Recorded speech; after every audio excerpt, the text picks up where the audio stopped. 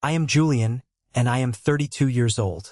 After 3 agonizing years of battling what I thought was severe male infertility, my own wife sat across from me at our dining room table and casually suggested we use my golden child brother's sperm so she could get pregnant. While I was staring at my dinner plate, feeling like an absolute failure of a man, my parents actually chimed in to aggressively support her twisted idea. My mother looked me dead in the eye and said it was the perfect logical solution because at least the baby would have Preston's strong genes, maintain our family legacy, and secure the bloodline. They humiliated me right in my own home, treating my deepest, darkest emotional insecurity like a minor logistical issue that needed to be outsourced to the family favorite. But there is one massive detail none of them knew at that exact moment. I had already visited a different medical specialist across town, and I had my real, unaltered medical records securely locked in my leather briefcase upstairs. And now they are the ones financially ruined, their reputations completely destroyed in our community, and begging for a second chance they will absolutely never receive. Before I tell you exactly how I dismantled their perfect little arrangement piece by piece, hit that like button if you firmly believe the truth always comes to light, no matter how hard people try to bury it. And do not forget to let me know exactly where you are watching from in the comments below. Now, let us go back to the exact moment where this absolute nightmare officially began. The air in my dining room was incredibly thick and suffocating that Sunday evening. It was a standard, mandatory family dinner, the kind we hosted once a month to keep up suburban appearances and satisfy my mother's need for control. We lived in a strict HOA community, and maintaining the illusion of the perfect American family was my mother's absolute favorite hobby. These monthly dinners usually ended the exact same way. My mother would spend an hour criticizing my lawn care, my choice of career, or my lack of a recent promotion at the logistics firm where I worked. My father would eventually retreat to the living room, falling asleep in my expensive leather recliner while the rest of us cleaned up the massive mess in the kitchen. Victoria, my wife of 5 long years, had been unusually quiet all day long. She spent the entire afternoon meticulously preparing a massive roast, but she was pushing her own food around her porcelain plate, actively avoiding any direct eye contact with me. I honestly thought she was just exhausted. We had spent the last 3 years in and out of various high-end fertility clinics, draining our joint savings accounts, liquidating parts of my stock portfolio, and slowly eroding the very foundation of our marriage. Every single negative pregnancy test felt like a physical blow to my chest. I was the one carrying the immense, suffocating guilt. According to the thick, heavily tabbed medical file Victoria kept locked in her meticulously organized home office, I was the sole problem. The official paperwork she showed me stated I had severe male factor infertility. The doctors allegedly said there was practically 0 chance of natural conception, and even IVF would be a massive, expensive long shot. I spent my nights reading online support forums in the dark, feeling like I had fundamentally failed my wife, failed my family lineage, and failed at the one basic biological task a man is supposed to be able to perform naturally. I felt entirely broken. Then, right over dessert, Victoria loudly cleared her throat. She placed her heavy silver fork down with a sharp, echoing clink against the ceramic plate. The sound cut through the quiet room like a gunshot. She looked directly at my parents, Richard and Margaret. Then she looked over at my older brother Preston. Finally, her cold, calculating eyes landed squarely on me. She laid out her master plan with the cold, ruthless efficiency of a corporate lawyer delivering a lawsuit. She stated that we were completely out of liquid cash for further expensive IVF treatments. She declared that the standard adoption process was entirely too expensive, required too many invasive background checks, and took way too many years to finalize. Then, she casually suggested traditional surrogacy, but with a highly specific, deeply disturbing twist. She wanted a sperm donor, but she adamantly stated she did not want an anonymous college student from a random, sterile sperm bank. She wanted someone whose medical history and genetic makeup we already knew and trusted. She wanted my brother. She wanted Preston to be the biological father of my child. The silence that immediately followed her statement was absolutely deafening. I literally stopped breathing. My lungs refused to take in oxygen. I slowly looked over at Preston.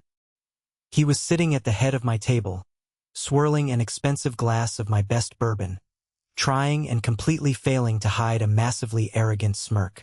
My brother, the ultimate golden child. The man who had absolutely everything in life handed to him on a silver platter since the day he was born. I fully expected my parents to be instantly outraged. I fully expected my father to slam his heavy hand on the dining table and shut down this incredibly inappropriate and highly offensive suggestion immediately. I expected my mother to tell Victoria she was crossing a massive, unforgivable boundary. I waited for the defense that never came. Instead, my father nodded slowly, rubbing his chin as if he were evaluating a solid commercial real estate investment. My mother leaned forward across the table, her eyes lighting up with genuine, sickening excitement as she delivered that crushing line about Preston having strong genes and keeping the family legacy pure. She actually smiled. She smiled while actively participating in the complete emasculation of her youngest son. I felt all the blood drain completely from my face. I could not form a single coherent word. My own family was casually negotiating the reproductive rights to my marriage right in front of me, treating my wife like a communal vessel and my older brother like a prize-winning stallion. Victoria reached across the heavy mahogany table and placed her freezing cold hand directly over mine. She squeezed my fingers tightly.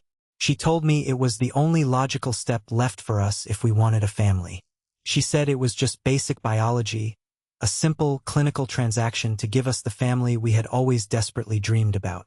She actually had the audacity to say I should be deeply grateful we had a willing family member to keep the medical costs down. I slowly pushed my chair back and stood up. I excused myself from the table without raising my voice. I walked straight out the back glass door and onto the wooden deck, gripping the railing until my knuckles turned completely white. The profound betrayal tasted like bitter ash in my mouth. I felt entirely alone in the world. I had told them I needed some time to think about this massive, life-altering decision. I played the part of the shocked, grieving, inadequate husband perfectly. But as I stood there in the dark, listening to the muffled sounds of their cheerful, relaxed conversation continuing inside my own house, a tiny, nagging voice in the back of my mind told me something was terribly, fundamentally wrong. Victoria was way too calm during her pitch. She did not stumble over her words. Preston was entirely too smug and completely unsurprised. My parents were way too agreeable way too quickly. I realized right then and there that this was absolutely not a spontaneous, desperate suggestion born out of marital frustration. This was a highly rehearsed pitch. They had all discussed this before I ever sat down at that table. And I was the only person in the room who did not have the script. I thought the absolute worst part of my life was the infertility diagnosis. I thought the pain had officially peaked. I was so incredibly wrong, and the real nightmare was just beginning. To truly understand the absolute, unhinged insanity of that Sunday dinner, you have to fully understand the incredibly toxic dynamic of my family. I was born into a fierce, unspoken competition I was never officially informed I was playing. Preston is exactly 3 years older than me, and in the deeply biased eyes of Richard and Margaret, he is the undisputed king of the universe, incapable of making a single mistake. Our entire childhood was a daily masterclass in blatant, unapologetic favoritism. While I worked exhausting double shifts stocking heavy shelves at a local hardware store just to put myself through a standard state college and avoid crippling student loan debt, Preston had his entire expensive private university tuition paid in full. My parents had secretly set up a massive college fund only for him. When I found out and confronted them, they simply told me building strong character through hard physical work was essential for my personal development, whereas Preston needed a clear, stress-free mind to focus on his brilliant academic future. When I finally landed a solid, highly respectable job as a senior project manager at a major logistics company, earning a great salary, my parents offered a polite nod and a generic, store-bought congratulations card. When Preston got a mid-level promotion at his flashy downtown marketing firm, they threw a massive catered party, rented a hall, and invited half their country club to celebrate his alleged genius. The most glaring, obnoxious symbol of our massive financial and emotional disparity, was parked aggressively in my parents' driveway every single holiday. Preston drove a brand-new, custom black Porsche. It was a sleek, loud machine that he bought shortly after finalizing his first messy divorce, which my parents completely funded for him.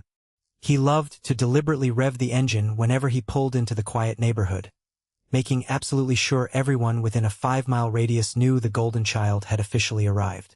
He would constantly stroll through the front door, toss the heavy Porsche keys onto the granite kitchen counter, and make offhand, passive-aggressive comments about how extreme hard work pays off, always looking directly at me when he said it. My parents ate it up every single time. They called his raging arrogance drive. They called my stable salary and quiet life comfortable and average. When Victoria and I got married 5 years ago, I genuinely thought I was finally building a solid team of my very own. I thought I was creating a strong family unit that would prioritize me for once in my life. She was deeply ambitious, razor-sharp, and undeniably beautiful. But as the years passed and the spare bedroom down the hall remained completely empty, the very foundation of our marriage started to show severe structural cracks. We started seeing highly recommended, incredibly expensive fertility specialists in the city. The appointments were emotionally and physically grueling. I sat in countless sterile, bright white waiting rooms, reading outdated lifestyle magazines and feeling completely out of place. Victoria aggressively managed absolutely all the medical paperwork. She was the one who directly communicated with the busy clinics. She was the one who held onto the physical files, meticulously organizing them into color-coded binders. She repeatedly told me she wanted to take the heavy administrative burden off my shoulders because I was working so many extra overtime hours just to afford our high mortgage, the property taxes, and her increasingly lavish lifestyle. I believed her completely. I trusted my wife implicitly. I handed over complete control of my medical reality to a woman who was actively plotting my destruction. The official infertility diagnosis completely destroyed my self-esteem and my core sense of manhood. I stopped going to the gym. I stopped hanging out with my close friends on the weekends. I stopped caring about my hobbies. I just went to work, came home, and apologized profusely to my wife for being biologically defective. I watched her cry fake tears on the edge of our bed, and I hated myself for causing her that deep emotional pain. Looking back now, with perfectly clear eyes, the glaring signs of their manipulation were absolutely everywhere. A few weeks before the infamous dinner proposal, we hosted a large neighborhood barbecue in our backyard. Gregory, a guy I considered one of my closest and most trusted friends, cornered me by the grilling station while everyone else was eating.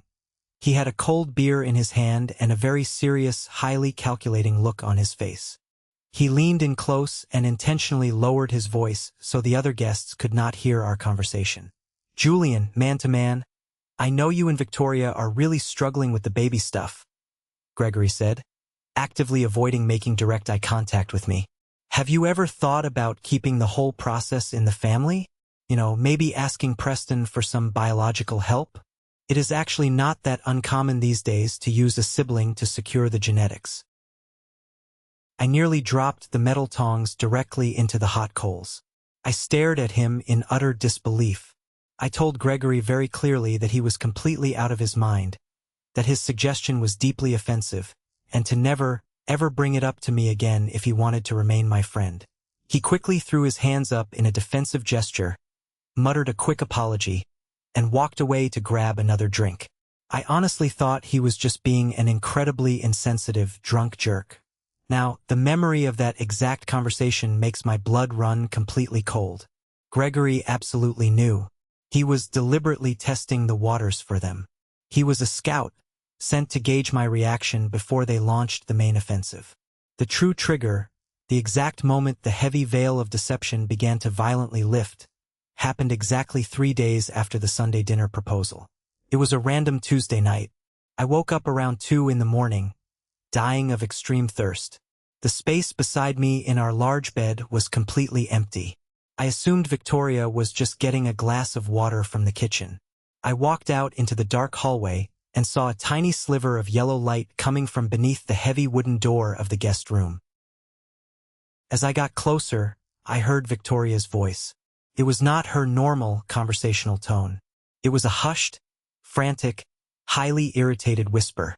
I know, she hissed angrily into her phone. I pitched it exactly like we practiced it.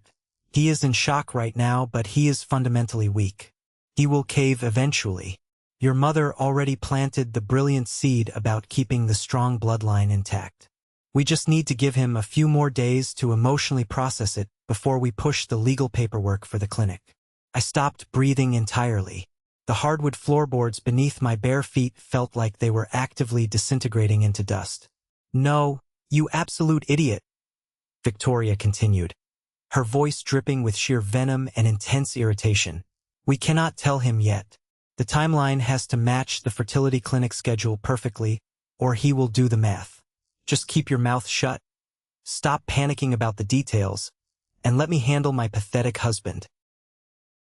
She hung up the phone with a sharp, aggressive click. I crept silently back into our master bedroom, slipped silently under the heavy covers, and stared unblinking at the ceiling until the sun finally came up. My wife was actively conspiring with someone. She was meticulously coordinating a timeline. She specifically said he would do the math. I did not need an expensive private investigator to tell me exactly who was on the other end of that late-night phone call. The ugly puzzle pieces were rapidly falling into place, forming a picture so horrifying and disgusting I could barely comprehend it. I realized instantly that if I confronted her right then in the dark, she would lie directly to my face. She would aggressively gaslight me, tell me I was hearing things in my sleep, tell me my deep grief over the infertility was making me clinically paranoid. I needed solid proof. I needed undeniable, concrete, legally binding proof that would stand up in front of a judge during a vicious divorce settlement.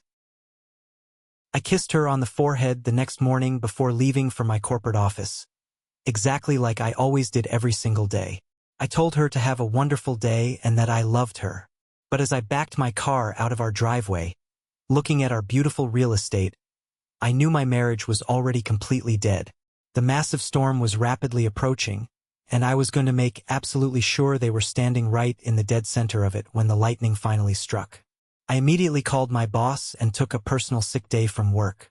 Instead of heading to my corporate office, I drove straight across town to the expensive fertility clinic Victoria had been exclusively using for the past year. It was a high-end, incredibly luxurious facility located right downtown, the kind of place with imported white leather chairs, expensive abstract art on the walls, and a massive indoor water feature in the main lobby designed to calm wealthy, anxious patients. I walked straight up to the massive marble reception desk. The main nurse on duty was a young woman named Nora. I recognized her immediately from our first few initial consultations years ago. "Good morning, Nora," I said, keeping my voice perfectly steady, low, and strictly professional. "I am Julian. I need to formally request a full, unredacted copy of my personal medical records. The complete file, please, including all lab results and doctor notes." Nora looked up from her dual computer screens. For a split second, sheer, unfiltered panic flashed violently across her face. Her hand actually visibly trembled as she reached for her computer mouse.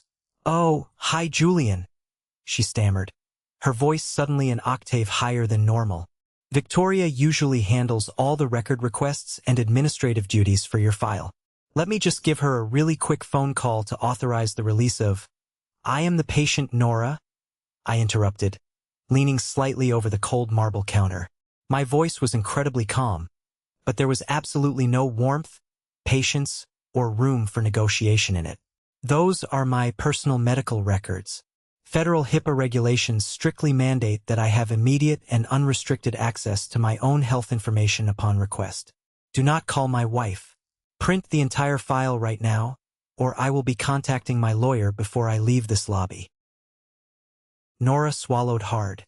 She clicked rapidly on her screen, walked over to the large commercial printer in the corner of the office, and handed me a thick, heavy manila envelope without ever making direct eye contact with me again. I did not open the envelope in the clinic lobby.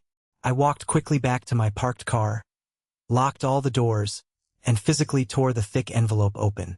I flipped past the standard blood work results, the complicated insurance forms, and the general intake questionnaires until I finally found the lead specialist's final diagnostic report.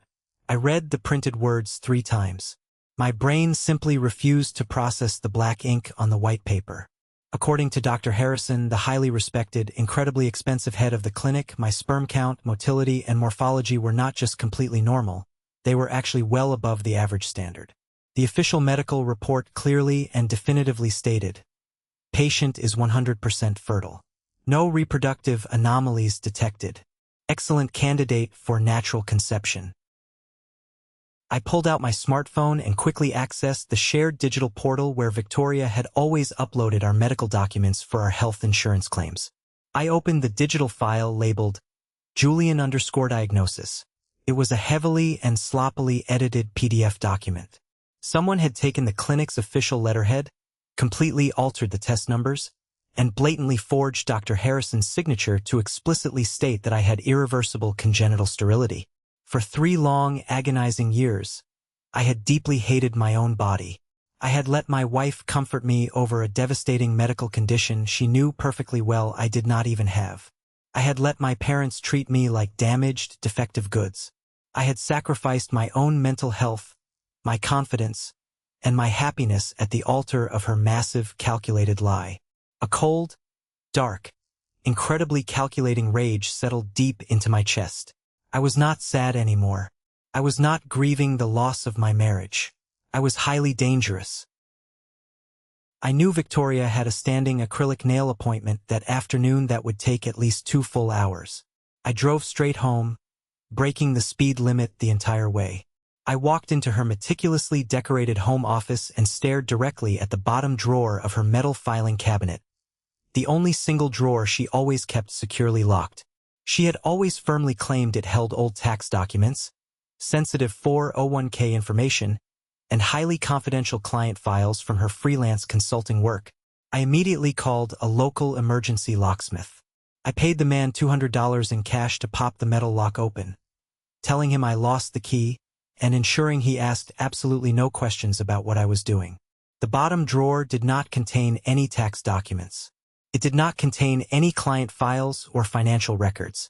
It contained a sleek, black burner phone hidden beneath a stack of blank printer paper. It was currently powered off. I plugged it into the wall charger, my heart hammering furiously against my ribs. When the digital screen finally lit up, there was no passcode required. Victoria was incredibly arrogant. She truly never thought I would ever have the spine, the intelligence, or the suspicion to check on her. I opened the text messaging application. There was only one single contact saved in the entire phone, P. I sat down in her expensive leather desk chair and read through 6 full months of the most vile, heartless, and completely disgusting conversations 2 human beings could possibly have. Victoria, did the idiot buy the donor pitch last night? P. Hook, line, and sinker. He looked exactly like a kicked puppy. Your mom did great laying on the heavy guilt trip. She is a natural. Victoria, good. I am so sick of hiding in cheap hotels. When can we finally tell everyone the baby is mine? P. We absolutely must wait until the fake procedure at the clinic. We pretend the donor sperm took perfectly. Then we have a completely legitimate medical reason for the kid to look exactly like you. We can phase Julian out eventually. I get half the real estate in the divorce, I keep the house, and we get our family. I kept scrolling back in time, feeling physically sick to my stomach. I found dozens of pictures of them together in expensive downtown hotel rooms. Pictures of them drinking expensive wine in my own living room while I was working late at the office trying to earn money for our future. And then, I found the specific text message that completely shattered whatever tiny shred of restraint I had left in my body. Victoria, just got back from the private OBGYN. I am officially 7 weeks along. The heartbeat is incredibly strong. P. My son. I cannot wait to get that pathetic loser brother of mine out of the picture so I can claim exactly what is mine. She was already pregnant. The entire horrific Sunday dinner performance, the fake tears of sympathy, the outrageous suggestion of a family sperm donor. It was all an incredibly elaborate, deeply sick theatrical production solely designed to legitimize a pregnancy that had already successfully happened. They were actively using my home, my hard-earned salary, and my complete emotional destruction as a convenient smokescreen to cover up their disgusting, incestuous affair. And my parents completely knew. The realization hit me like a runaway freight train.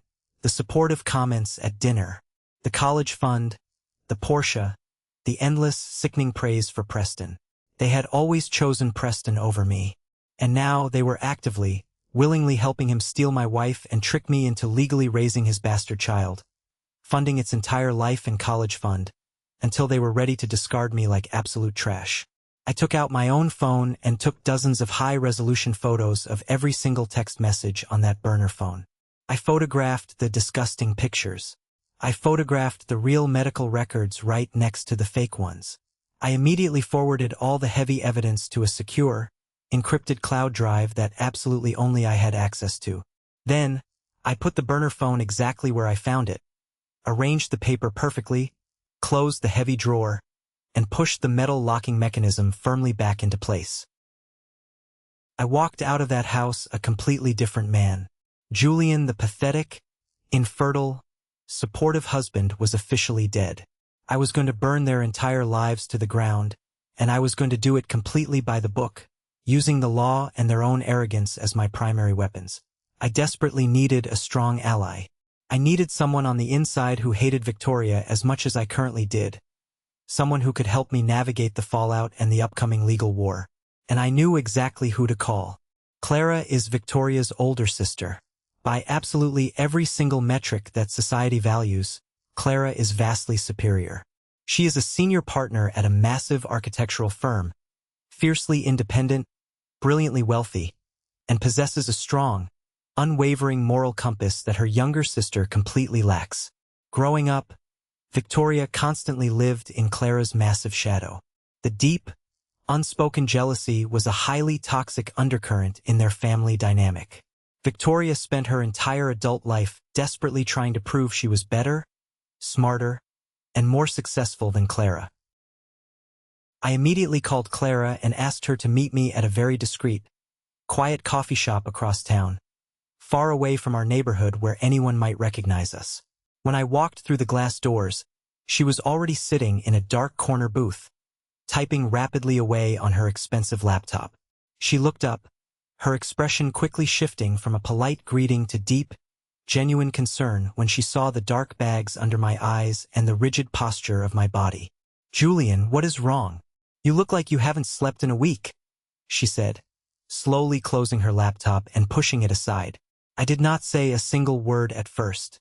I simply sat down across from her, pulled my phone from my jacket pocket, and opened the digital album titled The Truth.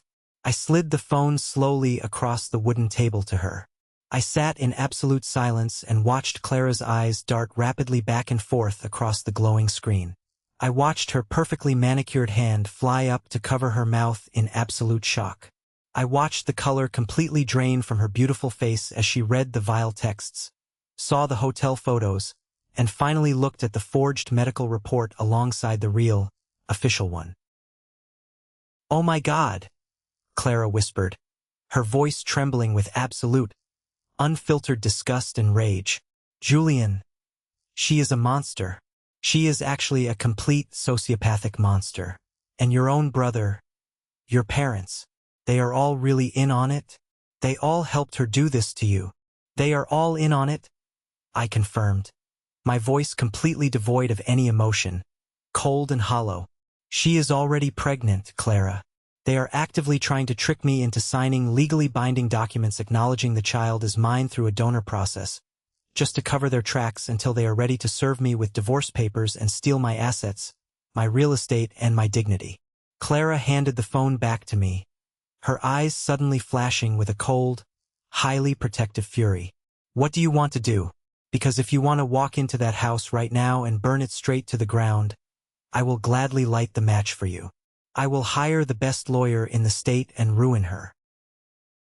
"No," I said, leaning forward, matching her intense energy. "If I confront her right now, she will instantly play the ultimate victim. She will cry and spin it to her friends. Preston will hire a high-powered lawyer, and my wealthy parents will happily fund her legal defense just to protect their golden child from a massive public scandal. I will easily lose half my assets, my retirement 401k, and I will be tied to them in a bitter, drawn-out court battle for years over custody of a child that isn't even mine. I need to dismantle them strategically. I need your help, Clara. Clara did not hesitate for even a single second. Tell me exactly what you need me to do. I am in. We formulated a brilliant, airtight plan right there in that little coffee shop. Clara would act as my eyes and ears on her side of the family. She would subtly encourage Victoria's massive arrogance, acting incredibly supportive of the upcoming pregnancy, making absolutely sure my wife felt entirely secure in her twisted master plan. I drove home that evening and walked into the bright kitchen.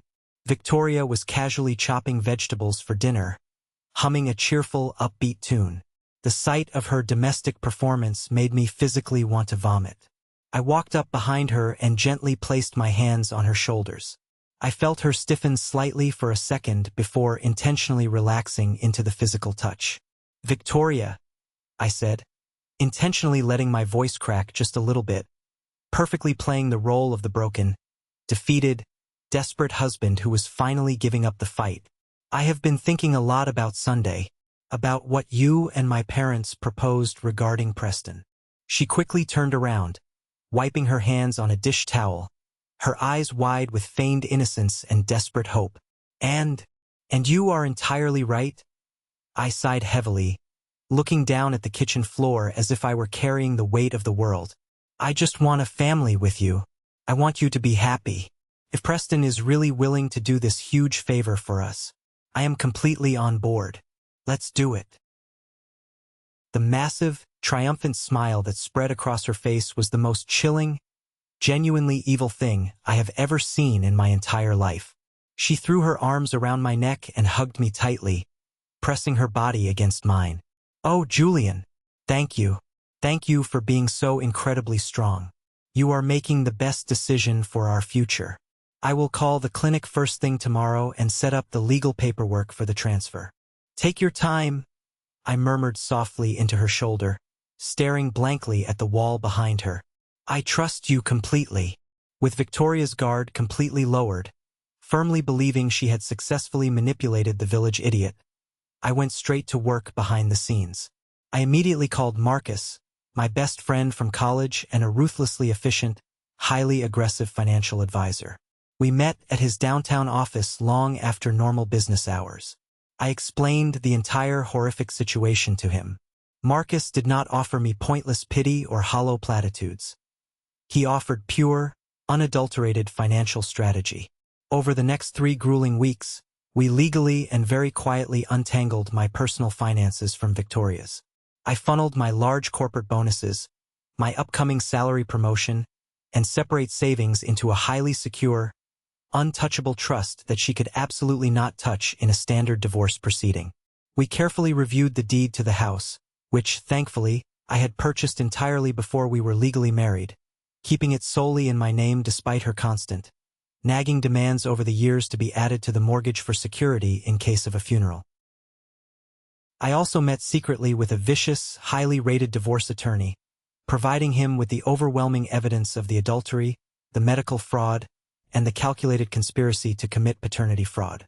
We aggressively drafted a massive lawsuit that would not just end the marriage on my terms, but completely and financially devastate both Victoria and Preston, leaving them with absolutely nothing. Every single night, I went home and listened patiently to Victoria talk excitedly about prenatal vitamins, nursery colors, and fake clinic appointments. I smiled warmly. I rubbed her back when she complained of aches. I played the absolute perfect, deeply supportive husband. The stage was finally set for the ultimate destruction. Victoria decided she wanted to host a massive family dinner to officially celebrate the successful implantation. She proudly invited my parents. She invited Preston. She had absolutely no idea that I had also personally invited Clara. And she had absolutely no idea that this celebratory dinner was going to be a brutal, unforgettable public execution.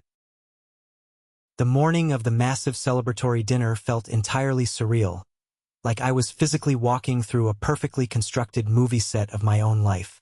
The crisp, cool autumn air outside our pristine suburban home was a very sharp contrast to the suffocating, highly toxic atmosphere that was rapidly brewing inside the house. Victoria was practically vibrating with a sickening level of manufactured excitement from the moment she woke up.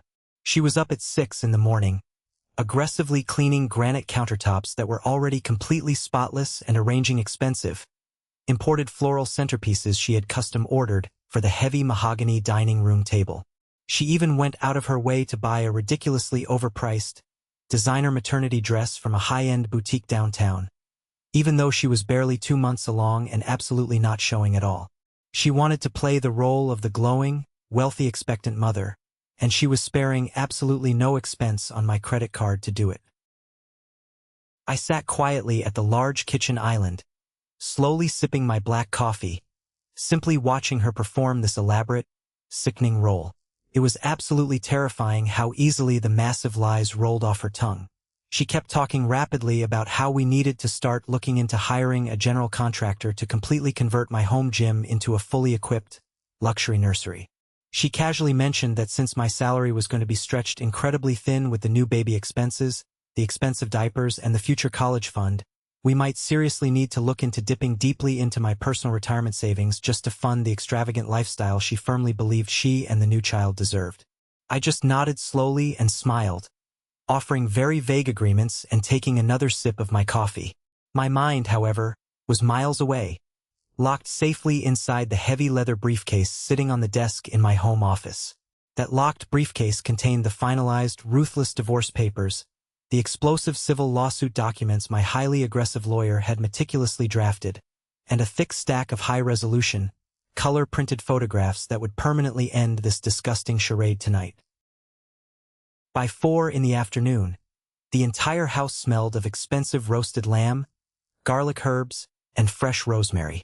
Victoria was upstairs in the master bathroom, spending 2 full hours doing her hair and makeup for an audience of exactly 3 people. I specifically took that quiet opportunity to walk into the main living room and adjust the massive 75-inch smart television mounted on the wall.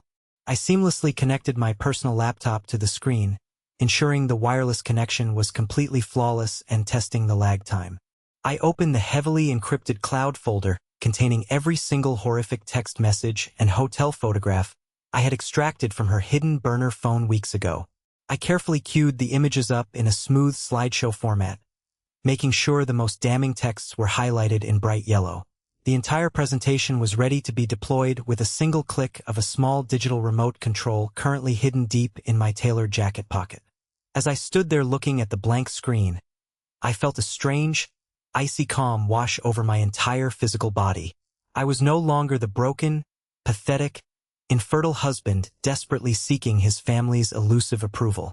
I was the silent architect of their absolute destruction, and the demolition was scheduled for dinner. The front doorbell rang sharply at exactly 6 o'clock. My parents, Richard and Margaret, were the very first to arrive. My mother swept into the grand foyer wearing a ridiculously flashy, overly formal dress, holding a massive, expensive gift bag filled with high-end designer baby clothes. She immediately bypassed me in the hallway, offering only a brief, highly dismissive nod, and made a direct beeline straight for Victoria, who was elegantly descending the main staircase like royalty. My mother aggressively grabbed Victoria by the bare shoulders and kissed both her cheeks dramatically. She loudly proclaimed how incredibly radiant and fertile Victoria looked, entirely ignoring the fact that I, the supposed father, was standing right there in the shadow of the hallway. My father offered me a very stiff, formal handshake and muttered something entirely generic about the local weather and the current traffic on the interstate. They treated me like a minor, slightly inconvenient guest in my own house. They treated my expensive real estate like it was a communal family asset they were simply waiting to inherit or take over through their golden grandchild. Exactly 10 minutes later, the unmistakable, highly obnoxious roar of a high-performance sports engine echoed loudly through our quiet, strictly regulated HOA neighborhood. Preston had officially arrived. I stood entirely still and watched through the large front bay window as he aggressively parked his custom black Porsche halfway on my pristine green lawn, a blatant, arrogant display of total disrespect for my property. He stepped out of the expensive vehicle wearing a tailored designer suit that probably cost more than my first car, looking every single bit the arrogant, deeply entitled golden child my parents had meticulously created and funded. When Preston finally walked through the heavy front door, the entire dynamic in the room instantly shifted to revolve entirely around him. My mother rushed over to him, loudly fawning over his expensive suit and his recent haircut, asking him if he was getting enough sleep at his demanding job. My father clapped him heavily on the back, asking him detailed questions about his latest brilliant marketing campaign and his stock portfolio. But the absolute most sickening interaction of the evening was between Preston and Victoria. They shared a very long, lingering, highly inappropriate look right in front of my face. Preston stepped forward confidently and pulled my wife into a deep, overly familiar hug that lasted entirely too long. He placed his large right hand directly on her flat stomach and told her, looking her right in the eye, that she was doing an absolutely amazing job carrying the future of the family. The sheer audacity of his statement made the blood in my veins run completely cold. He was openly claiming his territory right in my living room, completely secure in the false, arrogant belief that I was entirely too weak, too desperate, and too stupid to see the truth right in front of my face. We all moved into the formal dining room and took our respective seats around the heavy mahogany table. I strategically placed myself at the absolute head of the table, with Victoria to my immediate right and Preston directly across from her. My parents sat adjacent to them, physically forming a cozy, tight little circle of complete deception.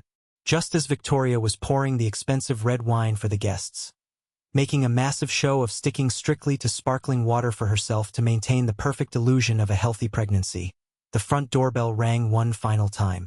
Victoria instantly frowned, looking deeply confused and slightly annoyed. She loudly stated she was absolutely not expecting anyone else and asked if I had ordered a delivery. I smiled warmly, stood up slowly from my heavy chair, and told her I had personally invited a very special surprise guest to help us properly celebrate our wonderful family milestone. I walked purposefully to the front door and opened it wide to reveal Clara.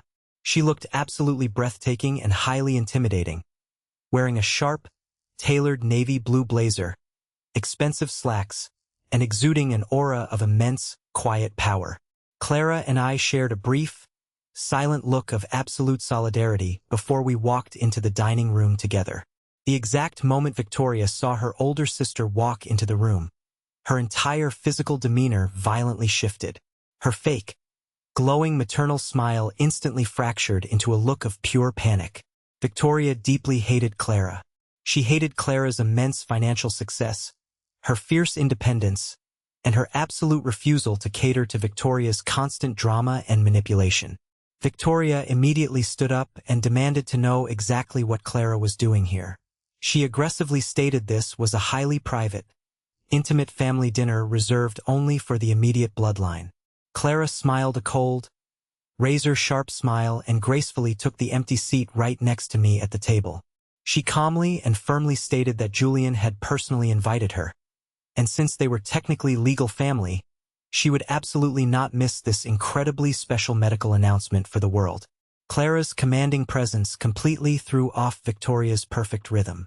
Preston looked visibly annoyed by the sudden interruption, shifting uncomfortably in his chair, and my mother pursed her lips tightly in obvious, silent disapproval. The heavy dinner finally commenced, and the ongoing conversation was an absolute agonizing torture to endure. My parents spent the first full 30 minutes loudly discussing the massive college fund they were already planning to establish with their financial advisor for the new baby. They talked openly and enthusiastically about how the child would undoubtedly inherit Preston's natural athletic ability and my father's sharp business acumen. They completely erased me from the biological equation right to my face, practically treating me like a hired surrogate rather than a husband. Preston entirely dominated the conversation, bragging endlessly about his massive upcoming salary bonuses and his highly anticipated promotion at the downtown marketing firm. He looked directly across the table at me, swirling his wine, and told me I really needed to step up my game at work if I wanted to properly provide for his. He quickly caught himself and loudly corrected himself for our growing family. He smirked, taking a long, arrogant sip of his expensive wine. Victoria expertly played the role of the devoted peacemaker, placing her hand gently on mine and telling everyone at the table that Julian was doing his absolute best, even if his average salary was not quite as impressive as Preston's corporate income. The thick condescension in the room was so heavy you could physically cut it with a steak knife. They were utterly, completely trapped in the massive trap of their own blinding arrogance. They firmly believed they were the smartest people in the room. They believed their disgusting secret was completely safe. I carefully wiped my mouth with a white linen napkin. I looked slowly around the table at the faces of the exact people who had aggressively conspired to completely destroy my life, steal my hard-earned finances, and strip me of my basic human dignity. The time for playing the weak, infertile, highly supportive husband was officially over. I reached my right hand deep into the inside pocket of my tailored jacket and slowly pulled out the small digital remote control. I stood up slowly from my heavy wooden chair. I picked up my crystal water glass and tapped it lightly with a silver dessert spoon. The sharp, clear ringing sound instantly silenced the entire room. Everyone stopped eating their lamb and looked up at me expectantly. Victoria beamed a massive, fake, highly encouraging smile, completely expecting a tearful, pathetic speech of profound gratitude for her sacrifice. I looked directly into my wife's calculating eyes, my face completely devoid of any emotion, and told her that tonight was indeed a night for absolute honesty, full disclosure, and complete transparency regarding the future of this family.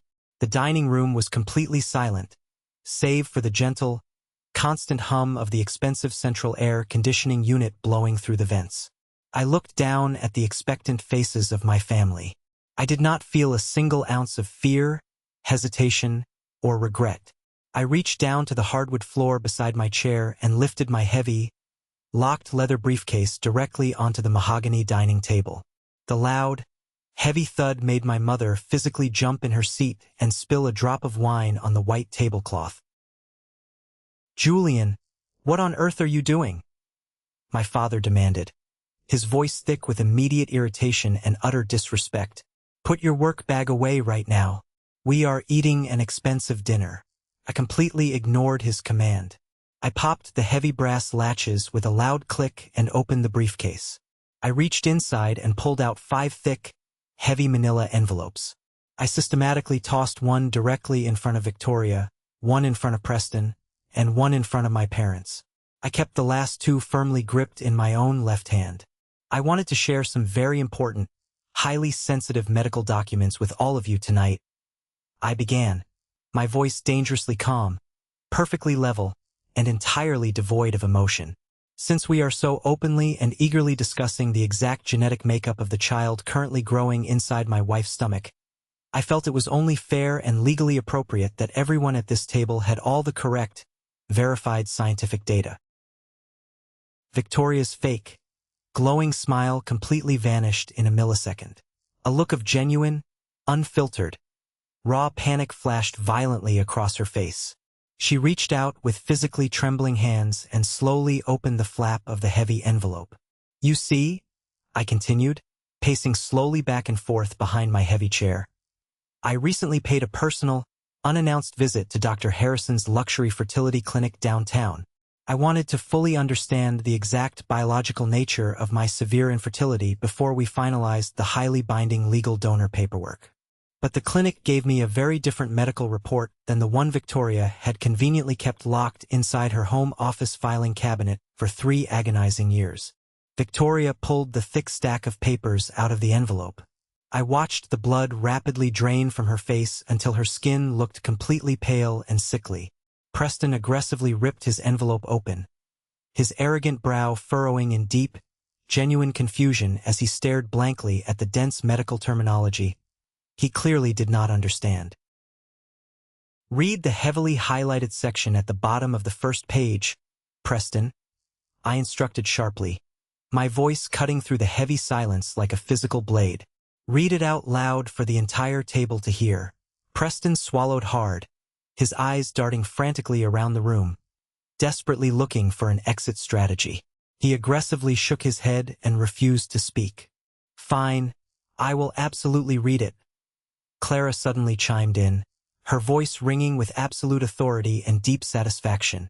She leaned aggressively over the table, snatched the official paper directly out of Victoria's frozen hands, and read the bolded text loudly and clearly.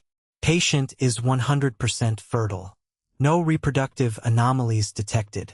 Sperm count, motility, and morphology are well above the average standard. Excellent candidate for natural conception. My mother gasped loudly, a dramatic, wheezing sound, her hand flying quickly to her chest. My father stared at me in total, bewildered shock, his mouth hanging slightly open. That is entirely correct, I stated, looking directly into Victoria's completely terrified eyes. I am perfectly healthy. I have always been perfectly healthy. My loving, highly devoted wife completely forged a fake medical document on her computer, actively altered my official lab results, forged a doctor's signature, and aggressively gaslit me into believing I was biologically defective for 3 agonizing years. And she did it for one specific reason, to cover up a massive, disgusting, unforgivable lie. Julian, no. This is a terrible mistake. Victoria finally shrieked, her voice cracking in pure, unadulterated desperation as she stood up. The clinic must have completely mixed up the files. I would never, ever do that to you. You have to believe me. I love you. I did not argue with her. I did not raise my voice. I simply reached into my jacket pocket, pointed my hand at the living room, and pressed the button on the small digital remote. Instantly, the massive 75-inch smart television in the adjacent living room flared brightly to life. Everyone's head whipped around violently to look at the massive screen. Displayed in high-definition text, blown up so large it was impossible to miss, was a screenshot of the digital conversation between Victoria and the contact saved strictly as P. I pressed the button again, advancing the terrifying slideshow. A high-resolution, incredibly clear photograph of Victoria and Preston kissing passionately in a downtown luxury hotel lobby filled the entire screen. Click. Another highly damning photograph of them drinking expensive wine on my own living room couch while wearing bathrobes. Click. The final, absolute killing blow text message appeared. Victoria, just got back from the private OBGYN. I am officially 7 weeks along. The heartbeat is incredibly strong. P. My son. I cannot wait to get that pathetic loser brother of mine out of the picture so I can claim exactly what is mine. The silence in the entire house was so absolute, so profoundly deep and heavy, it physically felt like all the oxygen had been completely sucked out of the room through a vacuum. My mother let out a low, horrifying, guttural wail and buried her face deeply in her hands. My father's face turned a dangerous, alarming shade of dark purple. Preston physically slumped in his chair, looking like he was going to vomit right onto his expensive, untouched steak. You completely underestimated me, Victoria, I said, my voice dropping to a terrifyingly quiet, icy whisper. You actually thought I was weak. You thought I was stupid. You firmly thought you could use my stable salary to fund your lavish lifestyle, use my expensive real estate to securely house your bastard child, and use my absolute emotional destruction as a convenient, tragic smokescreen to legitimize your disgusting, incestuous affair with my own older brother. I turned my fierce gaze entirely to Preston. He desperately tried to puff out his chest, attempting to salvage some tiny, pathetic shred of his completely shattered ego. Julian, listen to me right now, Preston stammered loudly, holding his hands up defensively. It is not exactly what it looks like on that screen. We fell in love over time. We didn't want to hurt you. It just happened. Shut your damn mouth, I snapped, my voice echoing loudly and violently off the walls. You are an absolute pathetic coward, Preston. You always have been. You hid securely behind my parents' massive bank accounts your entire privileged life. You parked your leased Porsche on my front lawn today like you owned the place, acting superior, while secretly sleeping with my wife in cheap hotel rooms because you didn't have the basic spine to be a real man and face me. I turned my intense attention directly to my parents. They were staring at the glowing television screen in absolute horror. But I wasn't finished holding them accountable yet. "And you too," I said, the deep disgust evident in every single syllable I spoke. "Do not sit there at my table and pretend to be shocked by this horrific affair. I know exactly how this sick family operates. You supported her completely insane sperm donor idea without hesitation because you wanted to aggressively protect Preston. You wanted to keep his dirty little secret contained within the family unit to strictly avoid a massive public scandal at your country club. You were perfectly willing to let me unknowingly raise his child and completely drain my finances just to protect your precious golden boy from the consequences of his own actions." "That is absolutely not true, Julian," my father roared defensively, finally finding his voice and standing up forcefully from the table. "We had absolutely no idea they were sleeping together behind your back. We swear to God. It completely doesn't matter if you knew the specific details," Clara suddenly yelled, slamming her hands fiercely down on the mahogany table, making the wine glasses rattle. She stood up, towering aggressively over Victoria. "You created this arrogant monster. You praised Preston for absolutely everything and treated Julian like absolute garbage for decades. And you, Victoria?" Clara said, her voice dripping with pure venom as she looked down at her sobbing sister. "You are the most disgusting, highly manipulative sociopath I have ever met in my life. You actively tried to destroy a good, honest man just to steal his hard-earned assets and play house with a narcissistic loser." Victoria burst into hysterical, completely uncontrollable tears, burying her face deeply in her arms on the table. She sobbed violently, begging loudly for forgiveness, claiming she was deeply confused, claiming she loved me. It was utterly pathetic and incredibly satisfying to watch. I reached into my heavy briefcase one final time and pulled out the remaining two thick envelopes. I tossed the first one directly onto Victoria's plate, right on top of her expensive, untouched lamb roast. "Those are the finalized, legally binding divorce papers, Victoria," I stated coldly. "My lawyer is completely vicious, and he has a massive mountain of concrete evidence proving extreme adultery, criminal medical fraud, and severe intentional emotional distress. You will absolutely not get a single dime of my salary or my savings.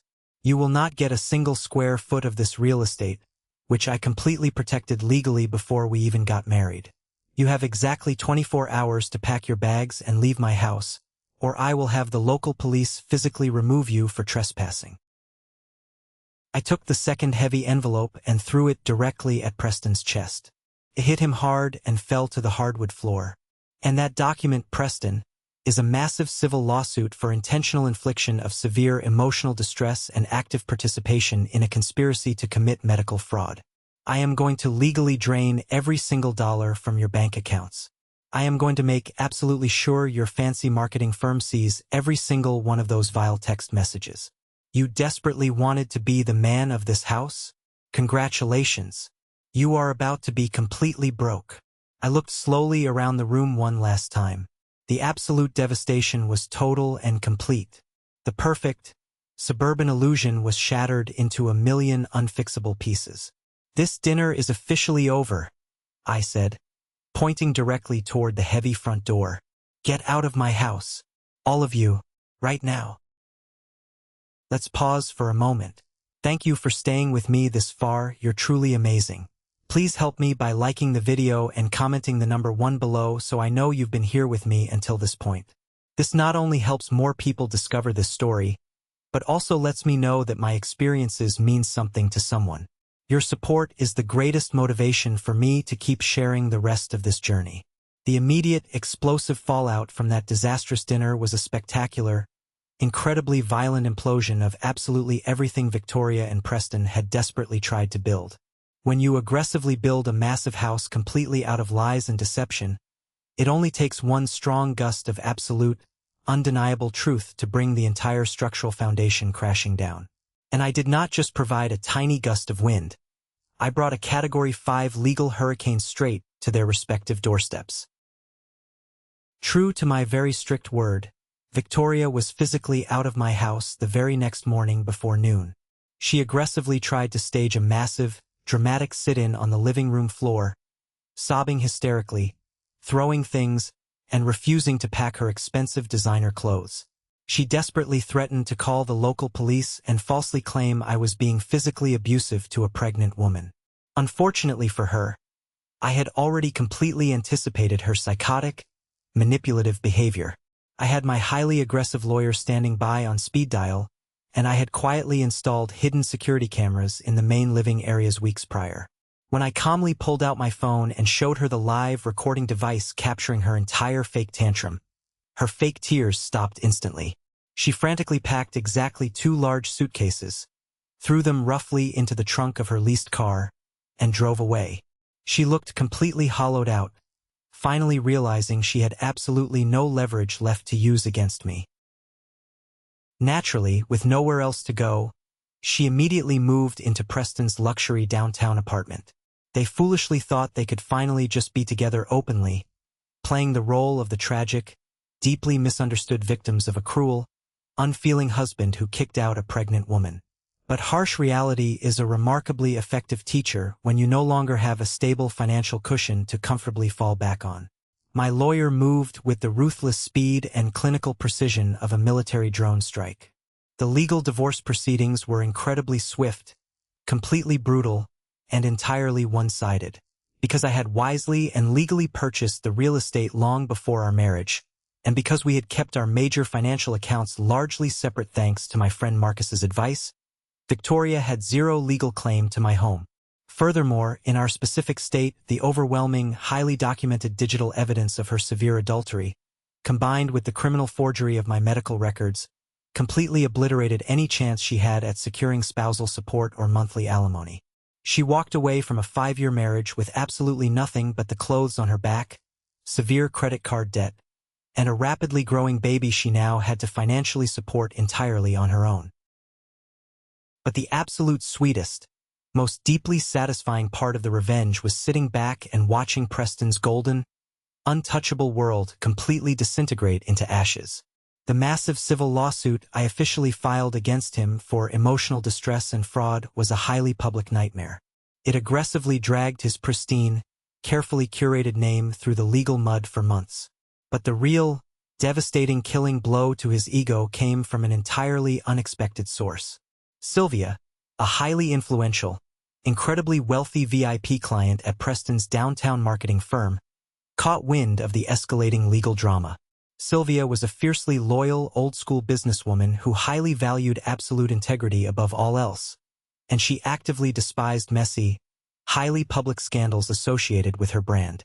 When Sylvia casually inquired about the disturbing rumors swirling around her primary account manager, a disgruntled lower-level employee quietly showed her a few of the leaked details regarding Preston sleeping with his own brother's wife and actively forging medical documents. Sylvia was absolutely disgusted by the severe lack of ethics. She immediately pulled her massive, multi-million-dollar corporate account from the marketing firm, explicitly citing Preston's severe lack of moral character, basic untrustworthiness, and terrible judgment as the sole reason for her departure. The firm's senior partners did not hesitate for a single second. Preston was unceremoniously fired the very next morning. They completely stripped him of his massive 6-figure salary, his highly anticipated generous corporate bonuses, and his prestigious title. Without his high income stream, his lavish, heavily financed lifestyle collapsed like a house of cards in a violent windstorm. Within exactly 3 short months of losing his job, the bank officially repossessed the custom black Porsche. I actually took a slightly longer route home from work one afternoon just in time to see the heavy commercial tow truck physically hauling his precious symbol of absolute arrogance away down the busy downtown street. It was, without a single doubt, one of the most incredibly satisfying sights I have ever witnessed in my entire life. The immense financial stress immediately began to poison Victoria and Preston's toxic, fragile relationship. Clara, who remained my staunch ally and closest confidant throughout the entire ordeal, took immense pleasure in keeping me updated on their miserable, rapid downward spiral. According to Clara's network, Victoria and Preston were engaging in massive, screaming fights that shook the thin walls of their apartment every single night. Preston fiercely blamed Victoria for the complete loss of his prestigious career, his beloved car, and his pristine reputation in the city. He screamed at the top of his lungs that her sloppy, amateur medical forgery was the exact reason they were in this terrible mess. Victoria viciously blamed Preston in return for not fighting harder in court and for completely failing to provide the luxurious, carefree lifestyle he had explicitly promised her when he convinced her to destroy our marriage. When the baby was finally born, the harsh, unforgiving reality of their situation fully set in. There was no massive college fund waiting for the child. There were no lavish, fully catered parties to celebrate the birth at the country club. They were struggling heavily just to pay for basic diapers, formula, and the monthly rent on a downtown apartment they could no longer afford on zero income. Preston, predictably, proved to be an entirely useless, highly absent father, exactly the kind of man who likes the absolute idea of a legacy but deeply despises the actual hard work, sleepless nights, and sacrifice of genuine parenting. Desperate, facing eviction, and completely out of options, Preston turned to the only people who had ever blindly bailed him out of his terrible mistakes: our aging parents. Richard and Margaret were forced by their own overwhelming guilt to drastically liquidate a massive portion of their retirement 401k and severely dip into the inheritance they had proudly built over decades just to keep their golden child out of total, devastating bankruptcy. The extreme financial strain deeply aged them both. The proud, arrogant parents who had casually laughed at my deep pain during that Sunday dinner were now entirely, legally chained to a miserable, financially ruined son and a daughter-in-law they secretly despised. They got exactly what they always wanted. They got to keep Preston in the family, entirely dependent on them forever.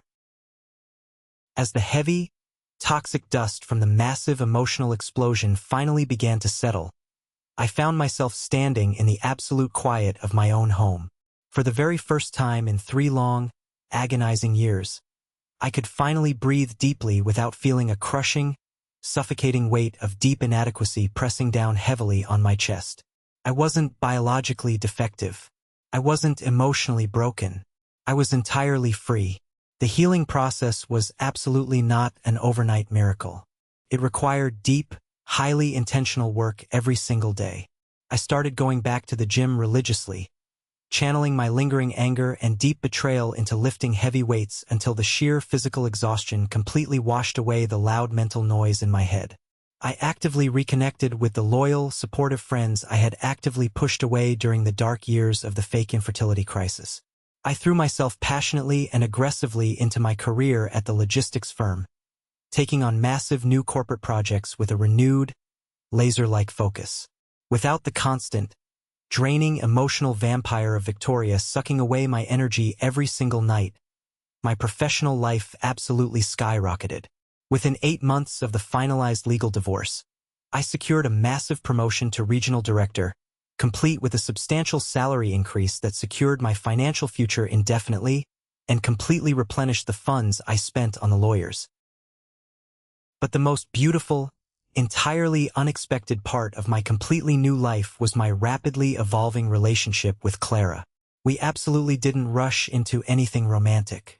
Our initial connection grew strictly out of shared trauma and a mutual, deep disgust for the horrible people who had completely betrayed both of us. We spent countless late nights sitting outside on my back deck, drinking cheap wine and simply talking for hours about our lives, our career goals, and our individual boundaries. Clara was completely different from Victoria in every conceivable way. She was fiercely honest, incredibly grounded, and she never, ever tried to manipulate my emotions to get her way or win an argument. She completely respected my space, and I deeply respected her fierce independence and intelligence. Slowly, incredibly organically, that deep foundation of mutual respect and absolute trust blossomed into genuine, profound love. There was absolutely no pressure, no hidden agendas, and absolutely no rushing toward arbitrary societal milestones like marriage or having children immediately.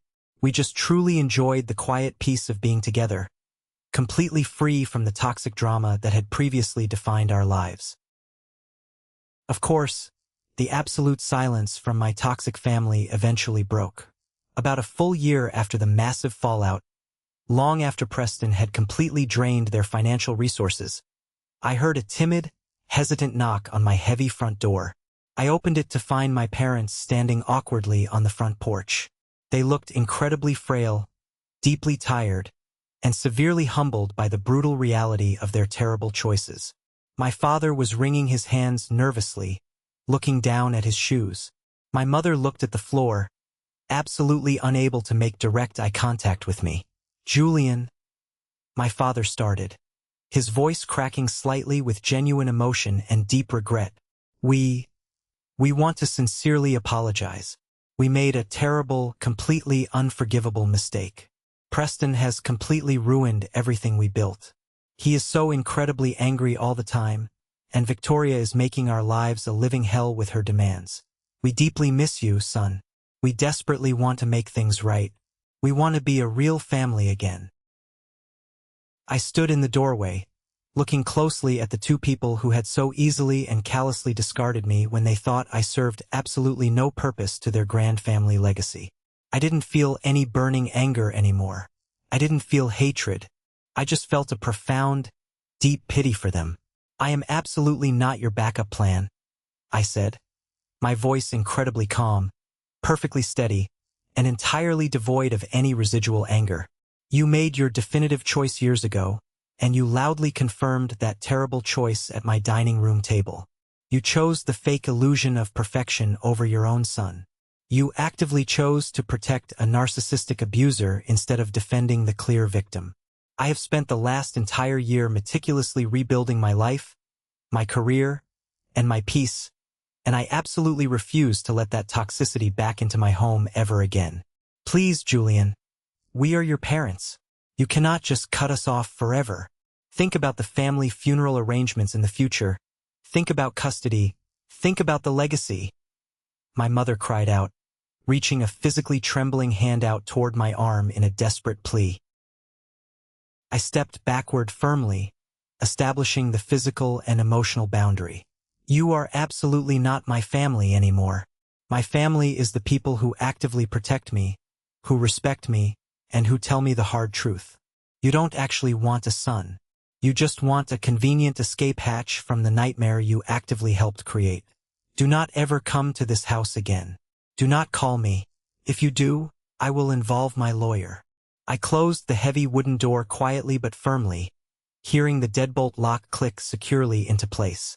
I walked back into the bright, warm kitchen where Clara was making fresh coffee. She looked at me, a silent, highly supportive question in her beautiful eyes.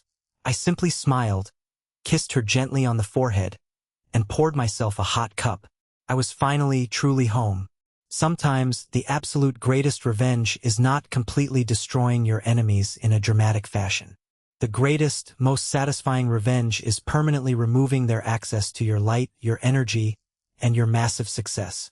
They are forcefully made to live in the dark, miserable reality they created for themselves, while you get to step out into the bright sunshine and build a life they can absolutely never, ever touch. I truly thought I needed their validation to be a real man.